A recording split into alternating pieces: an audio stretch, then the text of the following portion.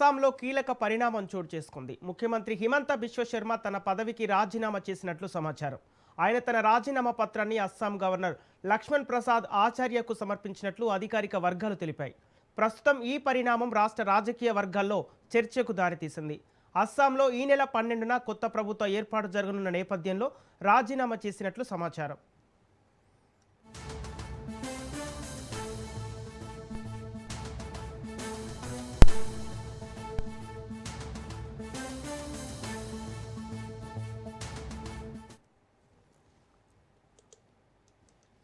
అస్సాంలో కీలక పరిణామం చోటు చేసుకుంది. ముఖ్యమంత్రి హిమంత బిశ్వ శర్మ తన పదవికి రాజీనామా చేసినట్లు సమాచారం. ఆయన తన రాజీనామా పత్రాన్ని అస్సాం గవర్నర్ లక్ష్మణ్ ప్రసాద్ ఆచార్యకు సమర్పించినట్లు అధికారిక వర్గాలు తెలిపాయి.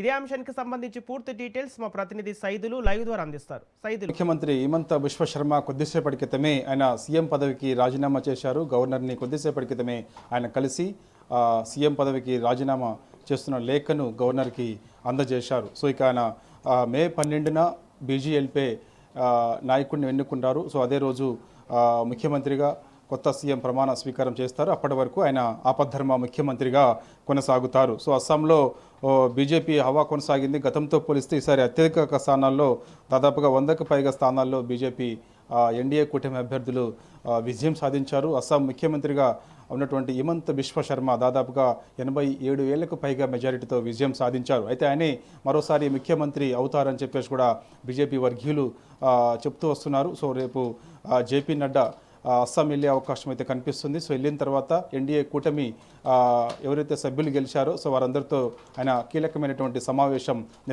నిర్వహించిన తర్వాత బీజేఎల్పీ నాయకుడిని ఎన్నుకుంటారు. ఎన్నుకున్న తర్వాత సో అప్పటిక మే 12వ తారీఖు అంటే గవర్నర్కి ప్రభుత్వం ఏర్పాటు దిశగా అడుగులు వేస్తారు కాబట్టి సో ఆహ్వానం గవర్నర్కి ఇస్తారు. సో గవర్నర్ అప్పుడు రాష్ట్ర కొత్త ప్రభుత్వం ఏర్పాటు చేసేందుకు ఆహ్వానం ఆయన కూడా ఇస్తారు కాబట్టి సో ఇక మే 12వ తారీఖు రోజు సో నూతన ప్రభుత్వం ఏర్పాటుకు ఇప్పటి నుంచే మొత్తం ప్రణాళికలు రచిస్తూ ఉన్నారు. సో ఏర్పాట్లు కూడా చేస్తూ ఉన్నారు. కాబట్టి అస్సాంలో మరోసారి అంటే యాట్రిక్ ముఖ్యమంత్రిగా హిమంత్ బిశ్వ శర్మని ఉండే అవకాశం అయితే పెద్ద ఎత్తున జోరుగా జరుగుతుంది. ఇదే విషయం ఎన్డీఏ సభ్యులతో జేపీ నడ్డా ఆయన అస్సాం ఇన్ఛార్జిగా ఉన్నారు కాబట్టి అంటే వెస్ట్ బెంగాల్కి కేంద్ర హోంశాఖ మంత్రి అమిత్ షా ఎలానైతే ఉన్నారో ఇన్ఛార్జిగా సో ఇప్పుడు అస్సాంకి జేపీ నడ్డా ఉన్నారు కాబట్టి సో సభ్యులందరితో కూడా ఆయన కూర్చొని మాట్లాడి సో బీజేఎల్పీ నాయకుడిని ఎన్నుకునే అవకాశం ఉంది. కాబట్టి బీజేఎల్పీ నాయకుడిగా మరోసారి హిమంత బిశ్వ శర్మని ఎన్నుకునే అవకాశం అయితే కనిపిస్తుంది. సో ఇక అందరూ